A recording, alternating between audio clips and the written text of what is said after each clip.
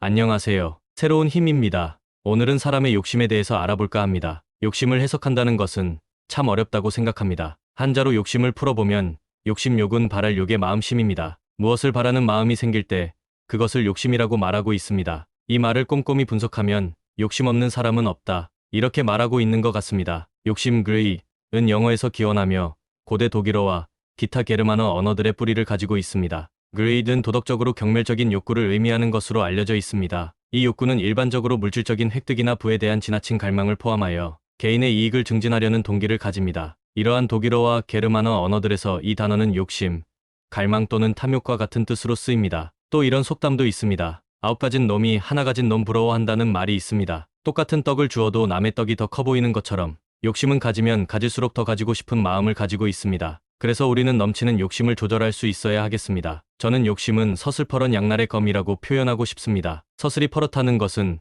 권세나 기세 따위가 아주 대단할 때 쓰이는 말입니다. 그만큼 욕심은 힘이 강하다고 말할 수 있습니다. 그리고 세상의 모든 것이 양면성이 있듯이 욕심도 그렇습니다. 욕심은 악마가 건네주는 유혹의 술잔입니다. 술잔을 받고 기뻐하며 축배를 들게 되면 당신은 잠시 화려한 순간을 가질 수 있겠지만 그 나중은 술잔을 받은 그 전보다 상황이 더 악화될 수 있습니다. 욕심은 자기의 힘으로 당신이 잘 되기를 바랍니다. 그래야 당신이 욕심을 사랑할 것이고 인정하게 될 것입니다. 하지만 욕심으로 인해 과정이 좋지 않을 경우 결국 당신에게 여러 가지 어려움을 가져다 줄 수 있습니다. 욕심은 사람들을 혼란스럽게 하기 위해서 다양한 얼굴을 하고 다닙니다. 특히 꿈이나 야망 뒤에 숨어서 자신이 꿈이고 야망이라고 거짓 속삭입니다. 그래서 지혜로운 사람들은 꿈은 이런 것이고 욕심은 이런 것이다 하면서 친절하게 사람들의 궁금증을 해소해 주기도 합니다. 욕심은 화려함을 무기로 거부할 수 없는 조건을 제시합니다. 당신에게 세상에서 필요한 모든 것을 준다고 합니다. 그 유혹을 벗어날 수 있는 사람은 이 땅 위에서 극히 소수일 것입니다. 욕심은 만족을 모릅니다. 세상에 많은 것을 채워도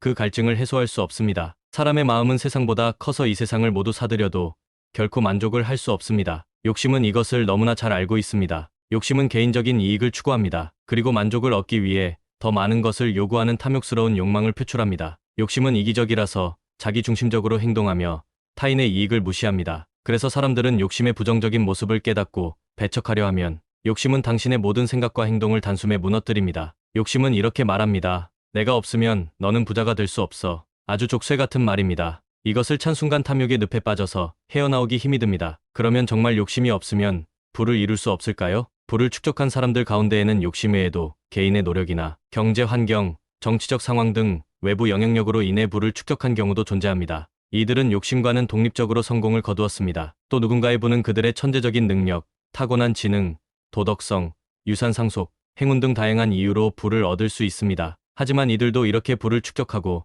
난 다음 잠재적 욕심이 발동되어 더 많은 부를 축적할 욕심을 가지게 될 수 있습니다. 아주 특별한 경우가 아니라면 욕심은 끊임없이 한 사람의 인생에 개입할 것입니다. 그러면 결국 사람들은 부를 이루기 위해서는 무조건 욕심의 노예로 살아가야 하는 것일까요? 신은 사람에게 아주 많은 능력을 주었습니다. 세상을 보세요. 놀라운 세상입니다. 그 능력이 지금의 세상을 만든 것입니다. 그래서 사람은 욕심에게 구속당하지 않고 욕심을 조정할 수 있는 힘이 있습니다. 뱃속에 있을 때부터 아기의 욕심이 시작됩니다. 세상에 빨리 나가고 싶은 욕심, 부모를 빨리 만나고 싶은 욕심 등 결국 태어날 때 욕심은 아기와 함께 세상에 나옵니다. 아기의 이쁜 얼굴 때문에 욕심은 보이지 않습니다. 유아기 시절 세상 경험이 없는 아기를 잘 살펴보세요. 본능적으로 무엇을 바라고 더 달라고 욕심을 냅니다. 욕심은 사람 몸에서 늘 함께합니다. 인생 끝날 때까지 함께해야 합니다. 사람의 인생이 짧은 이유가 욕심 때문이기도 합니다. 욕심은 생각과 마음속에 항상 자리 잡고 있습니다. 욕심이 없어 보이는 사람은 욕심을 조절할 수 있는 능력이 있거나 그것을 밖으로 표출하지 않았거나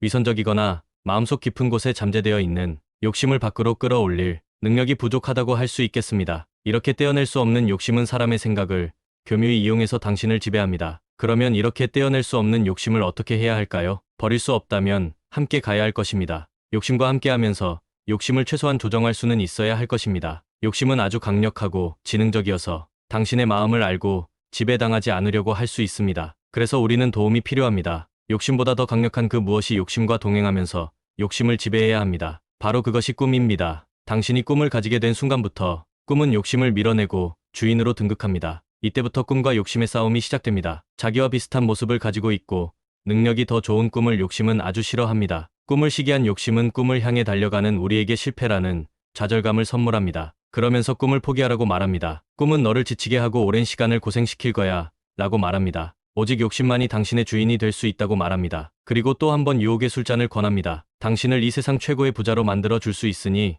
꿈을 버리고 자신을 주인으로 등극시켜 달라고 합니다. 하지만 당신이 꿈을 가지게 된 순간 꿈은 당신에게 욕심을 이길 수 있는 힘과 지혜를 줍니다. 그래서 실패해서 좌절감에 방황하는 당신에게 고난과 역경을 헤쳐나갈 수 있도록 지원을 합니다. 성공으로 가는 과정에서 실패는 버스 정류장 하나 지나가는 것과 같은 가벼운 현상이라고 말합니다. 그래서 당신은 욕심의 유혹을 뿌리치고 다시 한번 꿈을 향해 목표를 설정하고 새롭게 다시 출발합니다. 점점 질투로 활활 불타오르는 욕심은 방법을 바꿉니다. 자신의 주특기를 발휘합니다. 꿈을 향해 가는 중간중간 당신에게 달콤한 것을 많이 가져다 주면서 강력하게 유혹합니다. 꿈을 포기하라고 다시 한번 말합니다. 그렇지만 꿈은 욕심보다 강력합니다. 당신이 유혹에 넘어가지 않고 이길 수 있는 긍정적인 생각을 당신의 생각에 채워줍니다. 욕심은 또 파멸의 꽃입니다. 그래서 당신에게 무엇을 줄 때 조건을 말합니다. 내가 이 세상을 너에게 줄 테니 너는 꿈을 버려라. 이렇게 말합니다. 당신이 그 조건을 수락하고 욕심을 받아들이면 당신은 파멸을 맛보게 될 것입니다. 그러니 욕심이 말할 때 당신의 귀를 닫으세요. 당신은 꿈을 의지하고 인내와 끈기로 목표를 향해 매일 도전하세요.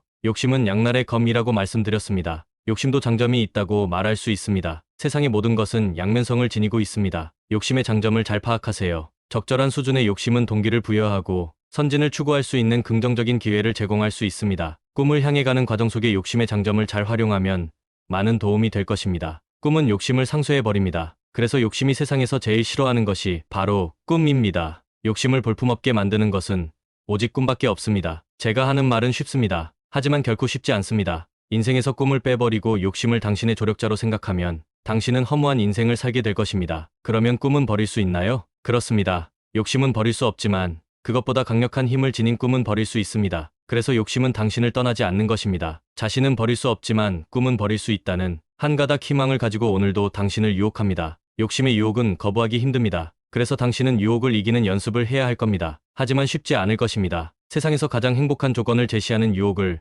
누가 거부할 수 있을까요? 세상이 가져다주는 나쁜 유혹만 이겨도 인생 절반은 성공한 것입니다. 욕심과 유혹은 늘 함께합니다. 그래서 누가 나를 유혹하면 자신을 무너뜨리는 또 다른 계획을 욕심이 준비하고 있다고 보면 될 것 같습니다. 그러니 유혹당하지 마시고 당신의 시선을 오직 꿈의 성취에만 집중하시길 바랍니다. 그것을 이루기 위한 현실적인 계획에 충실하도록 노력하셨으면 합니다. 욕심은 노력하는 것을 좋아하지 않습니다. 노력하면 능력이 생기고 능력이 생기면 굳이 욕심에게 기대지 않아도 되고 그러다 보면 욕심에게 소홀히 할 수 있을 거라 생각합니다. 당신은 꿈과 욕심 사이의 이런 현상을 조절하기 위해서 많은 노력을 해야 할 것입니다. 바로 이것은 당신에게 성장을 일으키는 원동력이 되게 하고 세상에서 당신을 현명하고 강하게 서게 할 것입니다. 잠언에 보면 욕심에 대해서 표기한 내용이 있습니다. 욕심이 잉태되면 죄를 낳고 죄가 장성하면 사망에 이르느니라. 이 구절은 욕심의 성장과 죄의 결과 그리고 그 결과로서 오는 사망에 대해 설명하고 있습니다. 욕심이 세상 밖으로 나오고 그 생각이 강해질 때 탐욕이 일어나게 되고 이를 통해 죄가 발생한다는 것을 의미합니다.